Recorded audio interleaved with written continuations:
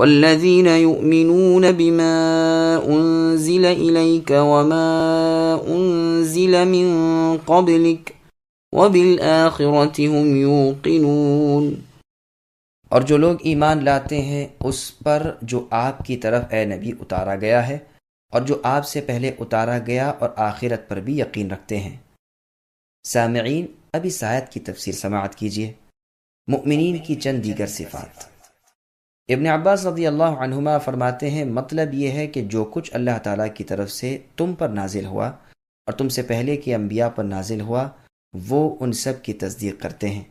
یہ نہیں کہ کسی کو مانی اور کسی کا انکار کریں، بلکہ اپنے رب کی سب باتوں کو مانتے ہیں اور آخرت پر بھی ایمان رکھتے ہیں،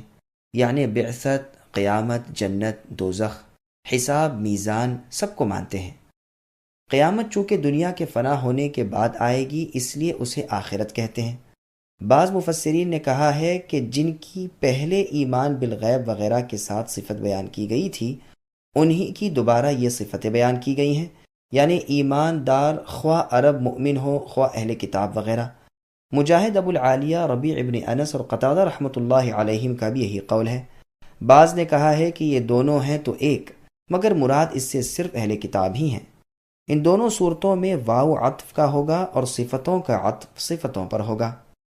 جیسے سبح اسم ربک الاعلی، اس میں صفتوں کا عطف صفتوں پر ہے، اور شعراء کے شعروں میں بھی آیا ہے۔ بعض کا قول یہ ہے کہ پہلی صفتیں تو ہیں عرب مؤمنوں کی، اور والذین یؤمنون بما انزل الیک سے اہل کتاب کے مؤمنوں کی صفتیں مراد ہیں۔ سدی رحمۃ اللہ علیہ نے ابن عباس، ابن مسعود اور بعض دیگر صحابہ رضوان اللہ علیہم سے نقل کیا ہے، اور ابن جریر رحمۃ اللہ علیہ نے بھی اسی کو پسند کیا ہے، اور اس کی شہادت میں یہ آیت لائے ہیں، وَإِنَّ مِنْ أَهْلِ الْكِتَابِ لَمَنْ يُؤْمِنُ بِاللَّهِ إِلَى آخر الآیہ، یعنی اہل کتاب میں ایسے لوگ بھی ہیں جو اللہ تعالیٰ پر اور اللہ کی نازل کردہ وحی پر جو اس سے پہلے تمہاری طرف نازل کی گئی اور اس وحی پر جو ان کی طرف اتاری گئی ایمان لاتے ہیں اور اللہ تعالیٰ سے ڈرتے رہتے ہیں۔ اور جگہ ارشاد ہے الذین آتیناہم الکتاب من قبلہ الی آخر الآیہ، یعنی جنہیں اس سے پہلے کتاب دی تھی وہ اس کے ساتھ ایمان رکھتے ہیں، اور جب ان پر یہ قرآن پڑھا جاتا ہے تو کہتے ہیں ہم اس پر بھی ایمان لائے اور اسے اپنے رب کی طرف سے حق جانا، ہم تو اس سے پہلے ہی مسلمان تھے، انہیں ان کے صبر کرنے اور برائی کے بدلے بھلائی کرنے اور اللہ کی راہ میں خرچ کرنے کی وجہ سے دوہرا اجر ملے گا۔ بخاری اور مسلم میں ہے، رسول اللہ صلی اللہ علیہ وسلم فرماتے ہیں 3 شخصوں کو دوہرا اجر ملے گا، ایک اہل کتاب جو اپنے نبی پر ایمان لائیں اور مجھ پر بھی ایمان رکھیں، دوسرا وہ غلام جو اللہ تعالیٰ کا حق ادا کرے اور اپنے مالک کا بھی،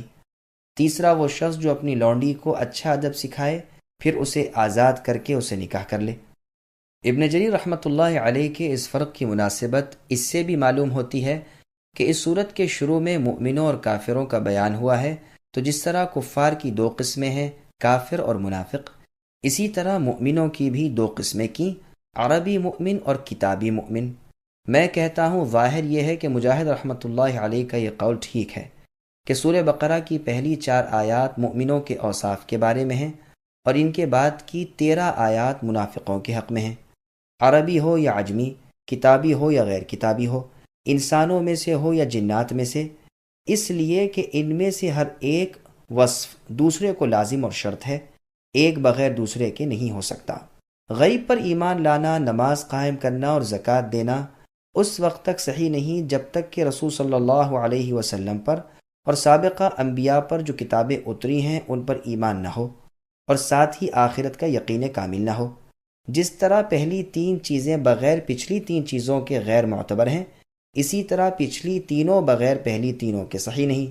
اسی لیے ایمان والوں کو حکم الہی ہے، یا ایھا الذین آمنوا آمنوا باللہ ورسولہ والکتاب الی آخر الآیہ، یعنی اے ایمان والو، اللہ پر اور اللہ کے رسول پر اور جو کتاب ان پر اتری ہے اس پر، اور جو کتابیں ان سے پہلے اتری ہیں ان پر ایمان لاؤ۔ اور جگہ فرمایا وَلَا تُجَادِلُوا أَهْلَ الْكِتَابِ إِلَّا بِالَّتِي هِيَ أَحْسَنُ إِلَى آخِرِ الْآیَةِ، یعنی اہل کتاب سے جھگڑنے میں بہترین طریقہ اختیار کرو اور کہو کہ ہم ایمان لائے ہیں اس پر جو ہماری طرف نازل کیا گیا ہے اور جو تمہاری طرف اتارا گیا ہے، ہمارے اور تمہارے معبود برحق ایک اللہ ہی ہیں۔ اور جگہ ارشاد ہے، اے اہل کتاب، جو ہم نے اتارا ہے اس پر ایمان لاؤ، یہ اس کو سچا کرنے والا ہے جو تمہارے پاس ہے۔ اور جگہ فرمایا، اے اہل کتاب،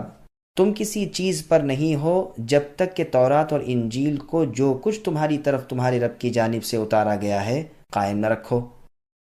ایک اور جگہ تمام ایمان والوں کی طرف سے خبر دیتے ہوئے قرآن کریم نے فرمایا، آمن الرسول بما انزل الیہ من ربہ الی آخر الآیہ،